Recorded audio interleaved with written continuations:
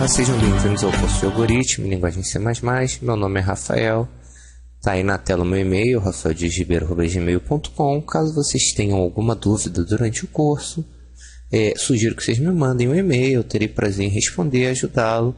O nosso interesse aqui é que esse curso seja o curso definitivo de algoritmo, que a gente ajude a esclarecer as dúvidas comuns que muitos alunos de graduação e cursos técnicos têm quando começam nas disciplinas da área de TI, cursos de sistemas de informação, análise e desenvolvimento de sistemas e outros que envolvem a área de programação.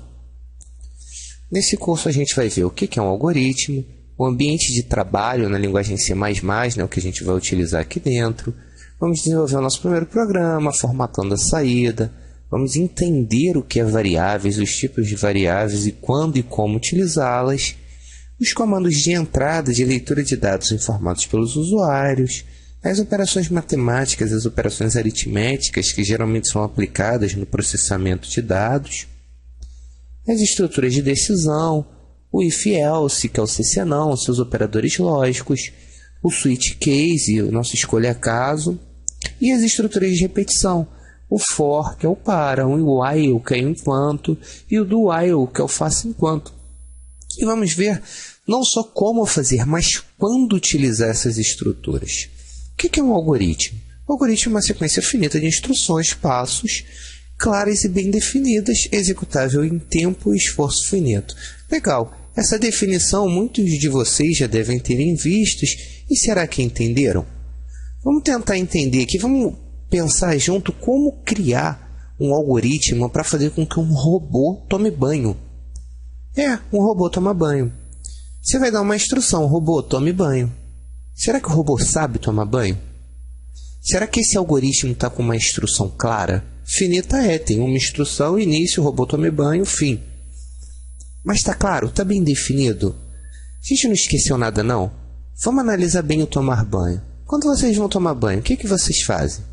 Vou ajudar. Vocês pegam a toalha, pegam um shampoo, pegam um sabonete, ligam a água, se molham, passam o shampoo, passam o sabonete, se molham para retirar o shampoo e o sabonete, se secam, penduram a toalha e acabam o banho.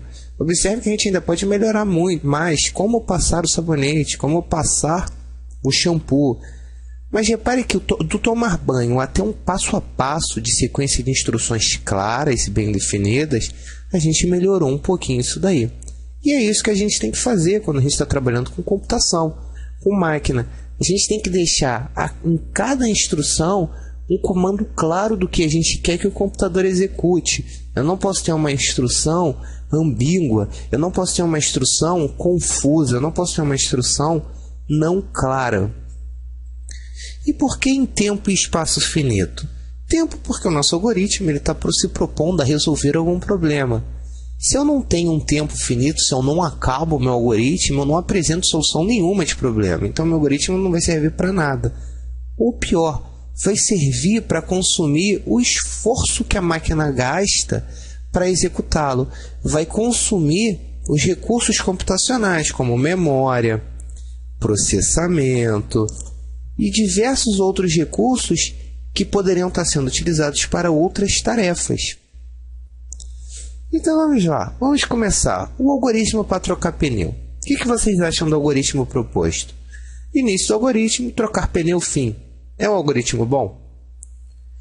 Será que a gente pode melhorar esse algoritmo? É só isso que se faz? Troca pneu, pilim, pilim, pilim, pozinho mágico, pneu trocado? Não é bem assim. E se o step estiver vazio? Olha o problema. Vai adiantar eu trocar o pneu? Vou botar um pneu furado por um pneu murcho? Muda alguma coisa para quem está no carro? Não. Então vamos começar a analisar. Primeira análise que eu vou fazer é se o step estiver vazio. Se estiver vazio, eu vou chamar o borracheiro. Se não, eu troco o pneu. Repara que aqui a gente está fazendo uma estrutura de condição, uma estrutura condicional. O step está vazio, eu posso ter duas respostas, sim ou não. Se estiver vazio, eu vou seguir por um caminho. Se não estiver vazio, eu vou seguir por outro caminho. A estrutura condicional, o que ela faz? Ela condiciona a execução do algoritmo a uma rota ou outra, dependendo de um teste. Se esse teste for verdadeiro, eu faço alguma coisa. Se ele for falso, eu faço outra. No nosso caso, step vazio é verdade? Chama o borracheiro. É uma falsidade? Vou trocar o pneu. Repara que ainda não está bem executado esse algoritmo. Trocar pneu não está claro, não está bem definido. A gente sabe que tem uma sequência de ações. Por exemplo, você troca o pneu com o carro arriado? Não, você tem que levantar o carro. Depois que você levanta o carro, é só puxar a roda? Não, você tem que desparafusar essa roda. Depois que desparafusa a roda, é só botar o step? Não, a gente tem que apertar, tem que arriar o carro para poder continuar andando. Então a ideia do algoritmo é fazer uma instrução passo a passo, de instruções simples e claras que são compreendidas pela máquina para executar uma determinada tarefa, uma determinada ação. Então vamos melhorar esse algoritmo. Step vazio, não. Então eu levanto o carro, desparafuso a roda, removo a roda, coloco o step, parafuso a roda, abaixo o carro. Essa sequência faz mais sentido do que simplesmente trocar pneu? O que vocês acham? Vamos analisar ver o que a gente pode melhorar aqui? No caso de desparafusar a roda e colocar step, isso pode ser melhorado como? Eu tenho um parafuso só? Não, na verdade a gente tem geralmente 4 parafusos por roda. Então eu tenho para cada ação dessa daqui, eu tenho uma repetição de 4 instruções, correto? Desaperta parafuso 1, desaperta parafuso 2, desaperta parafuso 3, desaperta parafuso 4. E no parafusar a roda, a mesma coisa. Aperta o parafuso 1, o 2, o 3, o 4. Então reparem que a gente tem repetições aqui dentro. Ao invés de eu escrever aqui 4 passos, desapertar parafuso 1, depois 2, depois 3, depois 4, eu posso melhorar esse código. Como? Trabalhando com uma estrutura de repetição. Por exemplo, enquanto existir parafuso para desapertar, eu desaperto o parafuso. E repare que eu estou num ciclo. Então vamos lá. Levantei o carro e pergunto, tem parafuso para desapertar? Tem. Desaperto o parafuso. Volto para a pergunta. Tem parafuso para desapertar? Tem. Desaperto o parafuso. Tem parafuso para desapertar? Tem. Desaperto o parafuso. Até chegar no nosso último parafuso, desapertei e volto. Tirei os 4 parafusos. Existe algum parafuso para desapertar ainda? Não. Se não existe, eu saio do meu laço. Repare que aqui tem uma repetição. Olha o fluxo. Essa condição não é mais verdadeira.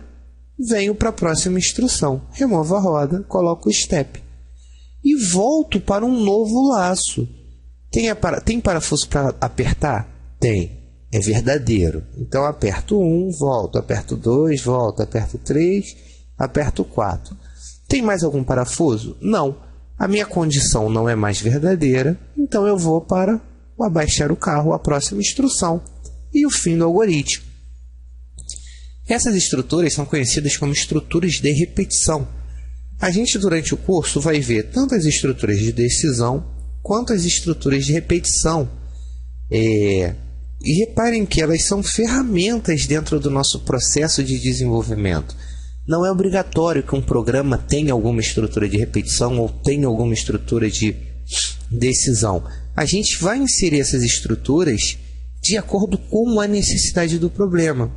O que é muito comum se ver quando o aluno está aprendendo, está começando na disciplina de algoritmo, ele fica ansioso. Eu tenho que usar um if, eu tenho que usar um for, eu tenho que usar um while. Não, gente, calma. A primeira coisa que vocês têm que ter ansiedade para resolver é entender o que o problema que vai ser programado quer. Não se programa antes de se ter o claro entendimento do que está sendo solicitado. Senão vocês vão estar programando sem saber o para quê, sem saber o porquê. Então, a partir de agora, a gente vai ter um trato. Todo algoritmo que for apresentado, antes de se desenvolver, a gente vai pensar em cima dele. Vocês têm o recurso do pause do vídeo, não vejam a resposta imediatamente, pausem o vídeo, pensem e continuem a execução. Uma outra dica é que algoritmo não se aprende lendo, não se aprende ouvindo, não se aprende vendo essa videoaula 20 vezes, não. vocês devem praticar. Então, a partir de agora, o que a gente vai fazer? Todos os nossos algoritmos, as lógicas envolvidas neles, vão ser apresentados de uma forma mais concreta dentro da linguagem C++. Para quê? Para permitir a visualização de vocês da lógica que está sendo aplicada para se resolver um determinado problema. Eu vou trabalhar no nosso curso com o Dev C++. É uma ferramenta gratuita, está disponível para download no site do fabricante, do bloodshid.net/devcpp.html. Vocês podem fazer um download, é um software super leve. Inclusive, vocês pesquisando no Google, tem versão que roda dentro até de pendrive. Então não é uma desculpa, não consigo instalar. Dentro do material para download do curso, eu estou disponibilizando um tutorial de como instalar o Dev C++. Quem estiver trabalhando com Linux pode trabalhar em cima do GCC ou no próprio Windows. Não gosto do Dev, quero trabalhar em cima do Visual Studio, que é porque eu já tenho a licença e etc. Fiquem à vontade, a gente está vendo uma sintaxe que é válida para todos esses compiladores. É tudo linguagem C++. Então, vamos conhecer o nosso ambiente de trabalho programando. Nessa nossa primeira aula, a gente tem 2 exercíciozinhos para se começar a conhecer, a trabalhar a linguagem e entender os conceitos de algoritmo.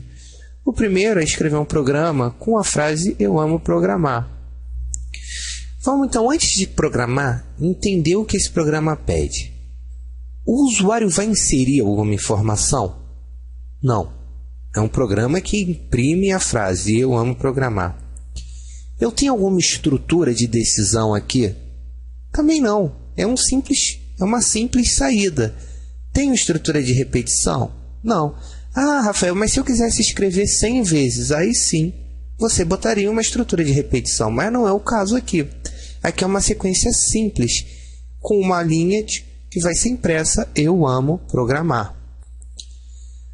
Nosso segundo programa vai ser uma alteração do primeiro, que vocês vão inserir. Meu nome eu coloquei o meu, Rafael Dias Ribeiro, vocês alterem para o seu. E na linha de baixo da interface de saída, eu quero as frases "eu amo programar". Então vamos praticar? Vamos começar? Ficou claro o entendimento? Legal, então vamos agora para o nosso Dev C++. Olá, então vamos para o nosso ambiente. Eu já estou com o Dev C++ instalado. Vou dar o duplo clique para abrir o programa. Toda vez que a gente abre, a gente tem a dica do dia. Você pode desabilitar essa dica do dia para não aparecer mais, pressionando Don't Display Tips at Startup. E simplesmente fechar. Eu vou deixar desabilitado. É interessante que vocês deixem habilitados, tem sempre umas dicas bem legais aqui dentro. Mas vamos começar a fazer o nosso programa, do "eu amo programar". E olá, meu nome é Rafael e eu amo programar. Sempre que a gente for trabalhar aqui no curso e quiser criar um programa novo, vamos em File, New, escolham a opção Source File. Não usem a opção Projeto. Por quê? Qual é a diferença? Quando a gente está trabalhando com um projeto, a gente tem várias funções, vários métodos que são criados que vão ser executados dentro da sua função principal. No nosso caso, a gente vai trabalhar com programas mais simples. O objetivo aqui é praticar o algoritmo. Então, para cada exercício, eu tenho o código principal, uma função principal. E para que não haja duplicidade nas funções, na função main principalmente, a gente vai trabalhar com o Source File. Quando a gente pressiona, vai habilitar a nossa tela de edição e a gente pode começar a programar. Nosso programa em C++, a gente, quando trabalha com C++, a gente vai inserir algumas bibliotecas essas que possuem os comandos para que o código seja interpretado. A nossa principal é a biblioteca IOStream. Essa biblioteca ela tem as funções de entrada e saída, que a gente vai ver, o cout, o cin. E durante o curso a gente vai falar um pouquinho mais sobre cada um desses recursos que a gente utiliza. Vou utilizar aqui o Using Namespace std, as instruções terminadas em ponto e vírgula. Por que eu uso o Using Namespace? para definir o escopo da variável. A gente vai trabalhar dentro do conceito do nosso escopo standard, né, o STD. No nosso curso 2, a gente trabalha strings, trabalha a parte de funções, trabalha os arrays, os vetores, as matrizes, né, os vetores multidimensionais. A gente fala um pouquinho mais sobre isso, mas para esse curso a gente vai colocar como padrão para definição, para amarração do escopo da variável. A gente pode trabalhar com diversas funções. A função principal, a função que vai ser executada quando o programa começa a ser executado, é a função main, a função principal. Ela é amarrada ao seu início e fim, assim como de todas as instruções, é com a abertura e o fechamento de chaves. E o comando de saída é o cout, com o seu extrator. Cout, eu quero imprimir uma string, coloco entre aspas, eu amo programar, o que era proposto no nosso exercício. Então, a execução desse código, o nosso algoritmo está pronto. Eu amo programar, o ponto e vírgula a gente não pode esquecer. E o cout é um comando de saída, ele manda imprimir na tela. Para executar esse código, eu posso vir em execute, vou compilar, vou escolher o diretório onde eu quero salvar, vou salvar na minha área de trabalho, programa 1. E observem que a extensão aqui, ela deve ser a extensão c++sancefile.cpp.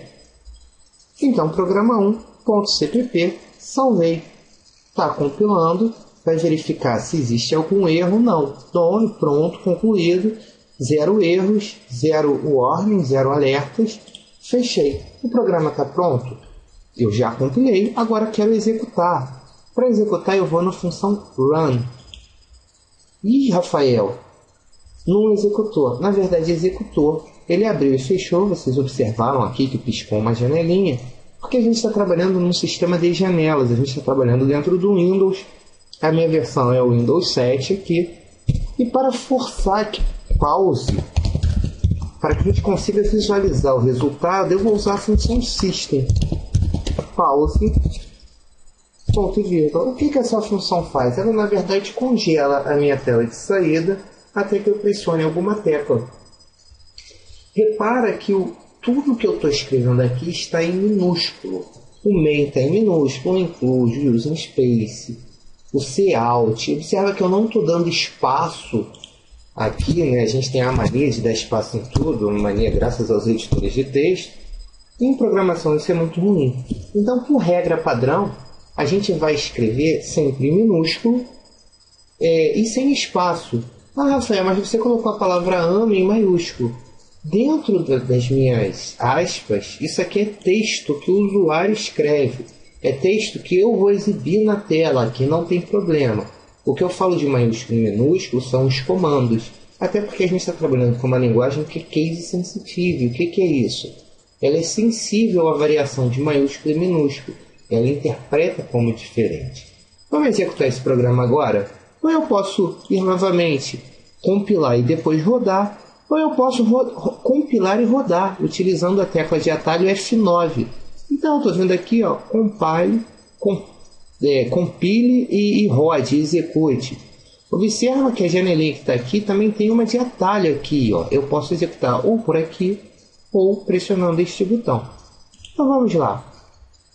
Eu amo programar. A função proposta. Rafael, o que é esse pressione qualquer tecla para continuar? Essa é uma mensagem que ela vem do System Pause. É uma mensagem que a gente coloca, que o software está apresentando, e a gente pode ocultar ela. Como? Eu posso colocar um maior null. Isso é um macetinho, né? Uma regrinha. Para que dentro do comando pause para simplesmente ocultar aquela tela. Eu amo programar. Está aí o nosso primeiro programa, da forma que a gente quis, da forma que a gente se propôs a fazer como o primeiro exercício, rodando, funcionando perfeitamente. Eu quero agora que vocês, sem copiar o código, utilizem o cout para executar esse programa, para vocês interpretarem. Após a interpretação, a gente vai para o segundo programa. O que o nosso segundo programa pedia? Rafael, nosso segundo programa pedia que escreva meu nome é tal, estou copiando, colando, meu nome é Rafael Ribeiro e eu amo programar.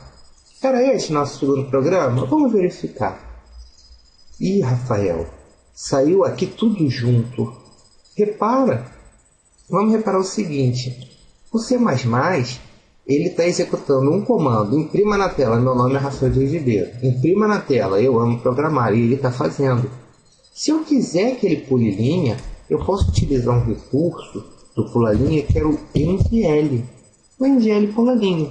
Ele é similar ao comportamento do _n da linguagem C. Repara que eu mandei pula-linha aqui, vou executar. Agora sim, meu nome é Rafael Ribeiro e eu amo programar. O programa está se fazendo o que foi proposto.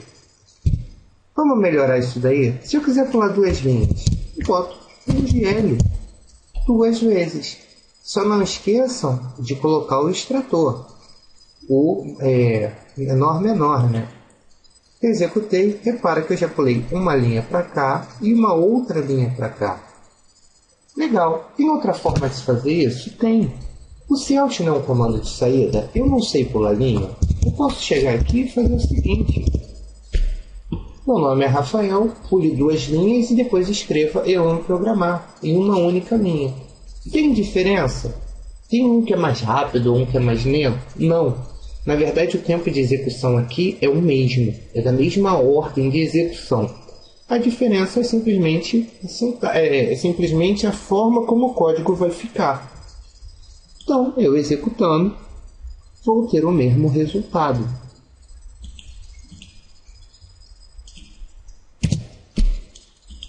Se eu quiser colocar um comentário, o que é um comentário? O comentário é algo que o programador cria para ele se orientar ou para orientar o trabalho da equipe.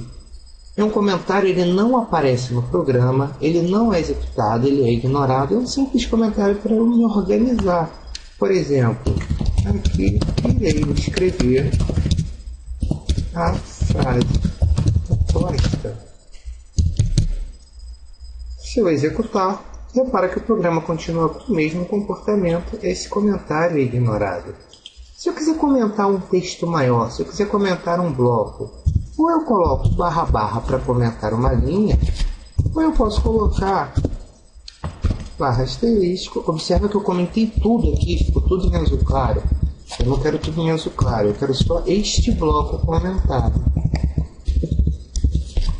Este é o nosso segundo programa.